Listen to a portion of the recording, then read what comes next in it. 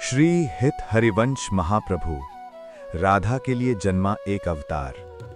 ये कथा किसी संत की नहीं, ये कथा उस आत्मा की है जो इस संसार में आई ही नहीं थी, बल्कि राधा ने उसे बुलाया था। जिस दिन ब्रह्मा ने सृष्टि की रचना की, उस दिन राधा ने मन ही मन कहा था कि एक दिन कोई ऐसा आएगा जो मुझे भी मेरा नाम सुनाएगा, और उसी संकल्प की पूर्ति थे श्री हित हरिवंश महाप्रभु। इस संसार में कुछ कथाएं केवल सुनी नहीं जाती, वे हृदय में उतरती हैं, और कुछ यात्राएं देखी नहीं जाती, वे भीतर घटती हैं।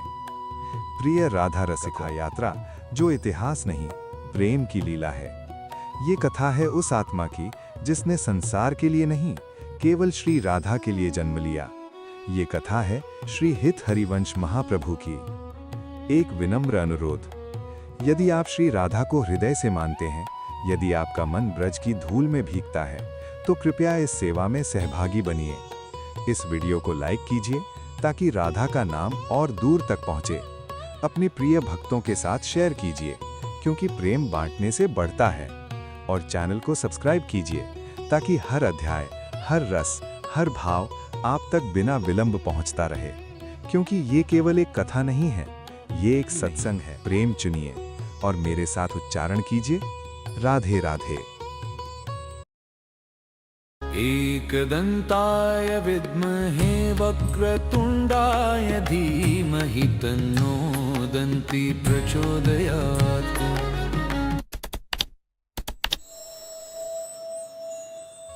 चैप्टर 1, देवबंद और दिव्य जन्म की कहानी। उत्तर भारत की पवित्र भूमि है देवबंद। पुराना देवबंद, जहां मिट्टी के घर हैं, मंदिरों से धुआं उठ रहा है और वेद पाठ की ध्वनि आ रही है। सहारनपुर की ये धरती केवल नगर नहीं थी, ये वेदों की श्वास थी। यहाँ ब्राह्मण कुलों में राजसी वैभव था और जीवन में धर्म की मर्यादा। इसी नगर में रहते थे श्री व्यास मिश्र और उनकी अर्धांगिनी माता तारा रानी। दोनों विद्वान थे और दोनों भक्ति में रमे हुए रहते थे। वर्षों की प्रार्थनाओं के बाद उनके आंगन में जन्म लेने वाला था एक ऐसा बालक जो आने वाले समय की दिशा बदल देगा।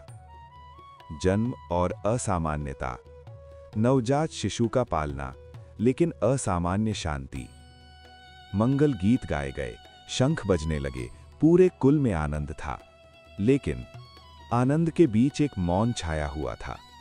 3 दिन बीत गए, बालक न रोया न मुस्कुराया और उसने आंखें नहीं खोली। माता तारा रानी कांपती आवाज में बोली, स्वामी, ये बालक जैसे इस संसार का है ही नहीं। न इसकी दृष्टि खुलती है, न इसके होंठ हिलते हैं। क्या विधाता ने हमें केवल दर्शन देकर अधूरा सुख दिया है? व्यास मिश्र बोले, देवी, इस बालक को देखो, इसका मुख तेज से दमक रहा है। मुझे लगता है ये संसार को देखने नहीं आया, शायद संसार इसके देखने योग्य ही नहीं। दासी और चमत्कार। उसी घर में एक दासी थी जो साधारण स्त्री थी और ब्रज की रहने वाली थी। उसने सोचा बालक सो रहा है, तो वो पालना हिलाने लगी और मधुर स्वर में लोरी गाने लगी। सो जा लाला, धीरे सो जा। क्षण भर रुकती है और फिर गाती है, मेरी प्यारी राधा रानी तुझे निहार रही हैं। बस यही वो क्षण था। जिस आत्मा ने संसार के लिए अपनी आंखें बंद रखी थीं, उसने राधा नाम सुनते ही पलकें खोल दीं। पूरा घर स्तब्ध हो गया, समय जैसे थम गया। ये कोई संयोग नहीं था, ये संकेत था। अर्थ और नामकरण। ये बालक इस संसार के लिए नहीं, केवल श्री राधा के लिए आया था। जिस नाम ने इसे जगाया, वही इसका जीवन बन गया। व्यास मिश्र बालक को गोद में लेके बोले, इसका नाम होगा हरिवंश। हरि का वंश नहीं, बल्कि वो वंश जिसमें स्वयं हरि भी राधा के सेवक बन जाते हैं। जिस दिन इस बालक ने राधा नाम पर आंख खोली, उस दिन ब्रज ने अपना भविष्य देख लिया था। ये केवल जन्म नहीं था, ये श्री राधा की ओर से संसार को दिया गया एक उत्तर था। और यहीं से आरंभ होती है उस प्रेम कथा की यात्रा जो विधि नहीं, केवल प्रेम सिखाती है। चैप्टर 2, राजसी जीवन और भीतर जलता विरह। समय रुकता नहीं है, वो चुपचाप आगे बढ़ता रहता है। जिस बालक ने राधा नाम पर आंखें खोली थीं, वही बालक समय के साथ धीरे धीरे बड़ा होने लगा। हरिवंश अब शिशु नहीं रहे। बाल्यावस्था आई और फिर युवावस्था ने दस्तक दी। देवबंद के उसी वातावरण में जहां वेदों की श्वास बहती थी, हरिवंश का पालन पोषण हुआ। गुरुकुल में बैठते ही उनकी दृष्टि अलग दिखाई देती थी। जो श्लोक दूसरे बालक कई दिनों में समझते, हरिवंश उन्हें एक बार सुनकर हृदय में उतार लेते। गुरु उन्हें देखते और मौन हो जाते, क्योंकि ये विद्या स्मरण की नहीं लगती थी, ये तो जैसे पहले से जानी हुई थी। समय आया और हरिवंश गृहस्थ बने। विवाह हुआ रुक्मिणी देवी से। रुक्मिणी देवी सुसंस्कृत थीं, सौम्य थीं और हरिवंश के स्वभाव को समझने वाली थीं। घर में समृद्धि थी, सम्मान था, संतानें थीं, समाज में प्रतिष्ठा थी। बाहर से देखने पर जीवन पूर्ण था, लेकिन क्या बाहर की पूर्णता भीतर की पुकार को शांत कर सकती है? दिन में हरिवंश सब कुछ निभाते थे, पर जब रात होती, जब सारा घर नींद में डूब जाता, तब हरिवंश जागते रहते। उन्हें स्वप्न में महल नहीं दिखते थे, उन्हें दिखती थी यमुना की रेत, कदम्ब के वृक्ष और किसी के पायल की ध्वनि। वो ध्वनि उनके हृदय को बार बार खींच ले जाती। वो स्वयं से कहते, ये सब मेरा नहीं है, मेरा मन यहां नहीं ठहरता। रुक्मिणी देवी ये सब देखती थीं। एक रात वे पास आकर बैठीं और धीरे से बोलीं, स्वामी, आप हमारे साथ होते हुए भी कहीं बहुत दूर रहते हैं। क्या ये जीवन आपको बोझ लगता है? हरिवंश ने लंबी सांस ली, फिर बोले, देवी, तुम्हारा कोई दोष नहीं, पर मेरे भीतर कोई ऐसी आग है जिसे ये संसार बुझा नहीं सकता। मुझे कोई बार बार बुला रहा है। वो पुकार वृंदावन से आती है। ये कहकर वे मौन हो गए। 32 वर्ष की आयु थी। अधिकतर लोग इस उम्र में जीवन को थामते हैं, लेकिन हरिवंश अब थाम नहीं पा रहे थे। उनका निर्णय धीरे धीरे स्पष्ट हो रहा था। ये त्याग नहीं था, ये पलायन नहीं था, ये आत्मा का अपने घर लौटना था। वो घर जहां धन नहीं, मान नहीं, केवल एक नाम था, राधा। और इसी निर्णय के साथ हरिवंश उस मार्ग पर चल पड़े जो उन्हें ले जाने वाला था एक ऐसे रहस्य की ओर जहां स्वयं शिव प्रेम की धरोहर सौंपने वाले थे। चैप्टर 3 चिरथावल और शिव का रहस्य। हरिवंश ने जब देवबंद छोड़ा तो उनके पास न कोई वैभव था, न कोई योजना। केवल एक पुकार थी जो उन्हें वृंदावन की ओर ले जा रही थी। रास्ता लंबा था, गांव बदलते गए, वन आए, नदियां आईं, और उसी यात्रा में एक छोटा सा गांव आया, चिरथावल। देखने में ये गांव साधारण था, कच्चे घर, तुलसी चौरे और शांत वातावरण। लेकिन कुछ स्थान जितने साधारण दिखते हैं, उतने ही गहरे रहस्य अपने भीतर छुपाए होते हैं। हरिवंश यहीं ठहरे। इसी गांव में रहते थे आत्मदेव ब्राह्मण। वृद्ध थे, लेकिन मुख पर अजीब सी शांति थी। जब आत्मदेव की दृष्टि हरिवंश पर पड़ी तो वे कुछ क्षण ठिठक गए। उन्हें लगा जैसे किसी प्रतीक्षा का अंत हो गया हो। आत्मदेव ने हरिवंश का स्वागत किया और अपने घर ले आए। उस घर में एक कोना था जिसे वे हमेशा ढक कर रखते थे। दीपक जलता था, लेकिन कोई पूछता नहीं था कि वहां क्या है। रात हुई और उसी रात आत्मदेव को स्वप्न आया। स्वप्न में एक दिव्य प्रकाश था और उस प्रकाश में एक स्वर, जिस धरोहर को तुम पीढ़ियों से संभालते आए हो, वो आज स्वयं लेने आया है। आत्मदेव नींद से जागे। उनका हृदय तेज धड़क रहा था। अब उन्हें वर्षों पुरानी कथा याद आई। बहुत पहले उनके वंश के एक पूर्वज ने कठोर तपस्या की थी, घोर वन में दिन रात, और उस तपस्या से प्रसन्न होकर भगवान शिव प्रकट हुए थे। शिव ने कहा था, मांगो जो चाहो। भक्त ने सिर झुकाकर उत्तर दिया था, प्रभु, मुझे न मुक्ति चाहिए न सिद्धि। जो आपके हृदय के सबसे निकट है वही दे दीजिए। शिव मुस्कुराए थे। उन्होंने कहा था, मेरे हृदय में सदैव राधा वल्लभ विराजते हैं, मैं तुम्हें वही सौंपता हूं। और उसी दिन राधा वल्लभ का विग्रह उस वंश को मिला था। पीढ़ियां बदली, लेकिन वो धरोहर सुरक्षित रही। अब समय आ गया था। सुबह होते ही आत्मदेव ने हरिवंश को बुलाया। उन्होंने वो संदूक खोला और राधा वल्लभ का विग्रह हरिवंश के सामने रखा। हरिवंश स्तब्ध रह गए। ऐसा लगा जैसे कोई अपना ही मिल गया हो। आत्मदेव बोले, महाप्रभु, ये हमारा नहीं था, हम तो केवल रक्षक थे। आज स्वामी स्वयं इसे लेने आए हैं। आत्मदेव ने अपनी दोनों पुत्रियों का विवाह भी हरिवंश से किया और दहेज में कुछ नहीं सिवाय राधा वल्लभ के। अब हरिवंश अकेले नहीं थे, राधा वल्लभ उनकी गोद में थे और वृंदावन अब बहुत पास था। लेकिन ब्रज में प्रवेश से पहले अभी एक परीक्षा बाकी थी। चैप्टर 4 वृंदावन आगमन और मदन टेर की परीक्षा। हरिवंश अब वृंदावन की सीमा पर थे। गोद में राधा वल्लभ थे और सामने वो भूमि जिसे केवल भूमि कहना अपर्याप्त था, वृंदावन। आज जैसा वृंदावन तब नहीं था। न मंदिरों की कतारें थीं, न गलियों की चहल पहल। चारों ओर घना जंगल था, ऊंचे ऊंचे वृक्ष, जंगली पशु और डाकुओं का भय। जो यहां बिना बुलाए आता वो प्रायः लौट नहीं पाता। लेकिन हरिवंश डरे नहीं, क्योंकि जो राधा को थाम ले उसे संसार का कोई भय नहीं रहता। वन के बीच एक ऊंचा टीला था, लताओं से ढका हुआ, शांत, अकेला। इसी स्थान को मदन टेर कहा जाता था। हरिवंश यहीं ठहरे। उन्होंने लताओं और पत्तों से एक छोटी सी कुटिया बनाई। न कोई घोषणा, न कोई अधिकार, केवल राधा वल्लभ को वहां विराजमान किया। कुछ दिनों में आसपास के ब्रजवासी और डाकू उधर आने लगे। उन्हें संदेह हुआ। एक दिन वे सब हरिवंश के सामने आए। लाठियां थीं, आंखों में कठोरता थी। उन्होंने कहा, यह भूमि साधारण नहीं है, यहां कोई भी ऐसे नहीं बस सकता। अगर रहना है तो अपनी शक्ति सिद्ध करो। हरिवंश शांत रहे। उन्होंने पूछा, कैसी शक्ति? ब्रजवासी बोले, धनुष उठाओ, जहां तक तुम्हारा तीर जाएगा वही भूमि तुम्हारी मानी जाएगी। लोग हंसे।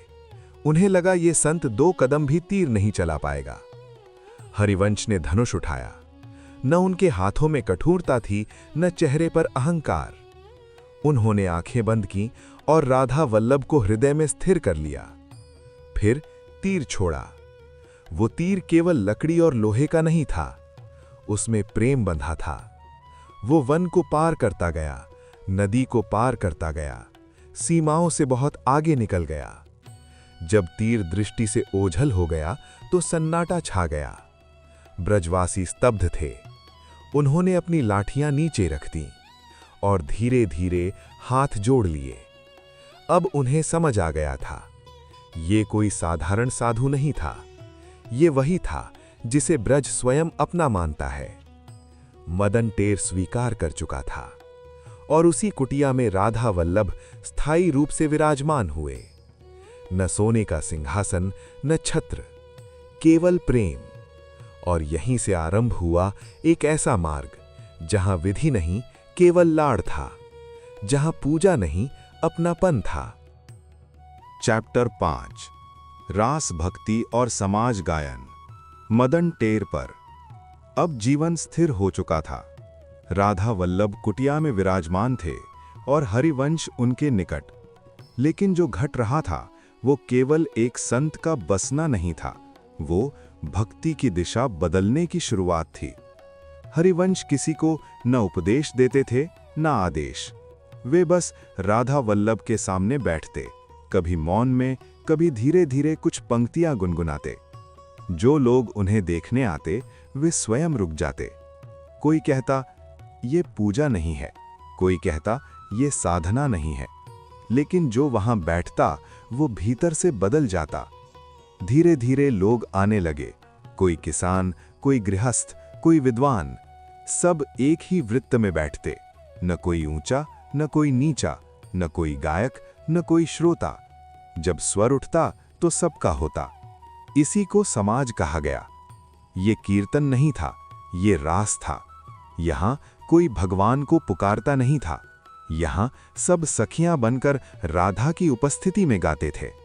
हरिवंश यही कहते, राधा और कृष्ण 2 नहीं हैं, राधा उनका हृदय है, और जहां हृदय हो वहां भय नहीं होता। उन्होंने कठोर नियमों की भक्ति नहीं सिखाई, उन्होंने लाड़ सिखाया। वे कहते, मेरे ठाकुर बालक हैं, उन्हें डांट नहीं चाहिए, डर नहीं चाहिए, उन्हें अपनापन चाहिए। इसी भाव से उनके पद निकले, सरल भाषा में, ब्रज की भाषा में। न कोई भारी शब्द, न कोई कठिन अर्थ, बस विरह, प्रेम और लाड़। इन्हीं पदों को बाद में हित 84 कहा गया। जब समाज में वे पद गाए जाते तो कई बार लोग रो पड़ते, कई बार मौन छा जाता, क्योंकि ये रोना दुख का नहीं था, ये प्रेम की अधिकता का रोना था। यहाँ कृष्ण भी राधा के अधीन थे, यहाँ राधा सर्वोच्च थीं, और यही हरिवंश का सबसे बड़ा कथन था। उन्होंने कोई संप्रदाय घोषित नहीं किया, उन्होंने कोई दीवार न खड़ी की, उन्होंने केवल एक भाव दिया, यदि कृष्ण को पाना है तो पहले राधा का होना सीखो। मदन टेर की उस छोटी सी कुटिया से ये भाव ब्रज में फैलने लगा, और ब्रज धीरे धीरे समझने लगा, ये संत केवल रहने नहीं आया है, ये प्रेम को घर देने आया है। चैप्टर 6 महाप्रभु का अंतर्धान। समय फिर से आगे बढ़ा। मदन टेर पर समाज होता रहा, राधा वल्लभ विराजमान रहे और हरिवंश सदा की तरह उनके समीप। लेकिन एक दिन कुछ बदला। हरिवंश कुछ अधिक मौन रहने लगे। उनकी दृष्टि अक्सर राधा वल्लभ पर टिक जाती, जैसे कुछ पूछ रही हो, जैसे कुछ सुन रही हो। एक दिन समाज के समय हरिवंश ने स्वयं स्वर नहीं उठाया। सबने देखा, लेकिन किसी ने कुछ कहा नहीं। कुछ क्षण बाद हरिवंश बोले, आज गाने की आवश्यकता नहीं है, आज मौन ही पर्याप्त है। सब मौन हो गए। हरिवंश राधा वल्लभ के सामने बैठे रहे, बहुत देर तक। न कोई पद, न कोई प्रार्थना, केवल दृष्टि। फिर उन्होंने बहुत धीमे से कहा, स्वामिनी, अब आज्ञा है क्या? कोई उत्तर सुनाई नहीं दिया, लेकिन जो वहां बैठे थे उन्हें लगा सब कुछ पूर्ण हो गया है। कुछ समय बाद हरिवंश अपनी कुटिया में अकेले बैठे। जब शिष्य उन्हें देखने आए तो वहां कोई देह नहीं थी, न कोई चिन्ह, न कोई हलचल, केवल वही शांति थी जो पहले दिन राधा नाम पर आंख खुलने से पहले थी। लोग रोए, लेकिन वो रोना शोक का नहीं था, वो विरह का भी नहीं था। वो एक ऐसे प्रेम का रोना था जो देह से मुक्त हो चुका था। ब्रज कुछ दिनों तक मौन रहा। समाज हुआ, लेकिन एक स्थान खाली रखा गया। कहा गया, वे यही हैं, वे सुन रहे हैं। क्योंकि जो राधा में विलीन हो जाए वो जाता नहीं, वो हर स्वर में, हर मौन में जीवित रहता है। श्री हित हरिवंश गए नहीं, वे राधा के भाव में स्थिर हो गए। और आज भी जब समाज में राधा का नाम उठता है तो कहा जाता है, महाप्रभु अंतिम पंक्ति में बैठे हैं, मौन में, सुनते हुए। प्रिय राधा रसिकों, आज इस एक ही वीडियो में हमने श्री हित हरिवंश महाप्रभु के जीवन की पूरी कथा को जिया। उनका दिव्य जन्म, विरह से भरा वैभव, वृंदावन की परीक्षा, रास भक्ति और अंत में वो मौन जहां संत स्वयं लीला बन गया। ये केवल कहानी नहीं थी, ये प्रेम की यात्रा थी। राधा से जन्मी, राधा के लिए जिया गया जीवन और अंततः राधा में ही विलीन हो जाना। यदि इस कथा को सुनते हुए आपका हृदय एक क्षण के लिए भी शांत हुआ हो, यदि भीतर कहीं राधा नाम गूंज उठा हो, तो समझ लीजिए श्री राधा ने आपको अपने हृदय से आशीर्वाद दिया है। एक विनम्र अनुरोध, यदि ये वीडियो आपके मन को छू गया हो तो कृपया लाइक कीजिए ताकि राधा का नाम और दूर तक पहुंचे। शेयर कीजिए उन भक्तों के साथ जो प्रेम के इस मार्ग पर चलना चाहते हैं, और चैनल को सब्सक्राइब कीजिए, क्योंकि आगे भी राधा रस से भरी ऐसी ही कथाएं आपके लिए आती रहेंगी। अब विदा नहीं, केवल एक भाव छोड़कर जा रहे हैं। जहां प्रेम है वहीं राधा है, और जहां राधा है वहीं जीवन सफल है। श्री राधा आपको अपने हृदय से आशीर्वाद दें। राधे राधे।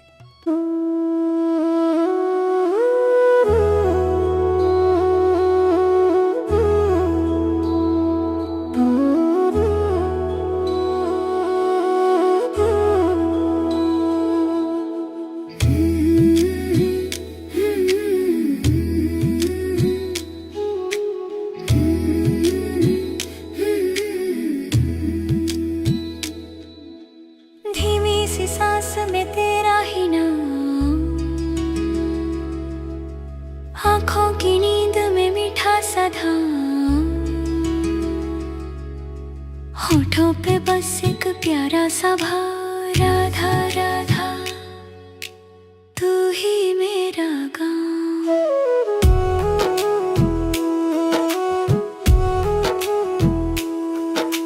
सांस सांस में तेरा जब चलता, मन का जंगल चुप सा पलता। राह अंधेरी पथ भी अनजान, तेरा नाम बने मेरा पहचान। राधा नाम की महिमा क्या कहूँ मैं, बूंद में सागर जैसा लगूं मैं। जितना जपूं उतना मन हल्का, राधा राधा बस तेरा ही ध्येय। राधा राधा राधा राधा राधा ध्येय। राधा राधा राधा राधा राधा ध्येय।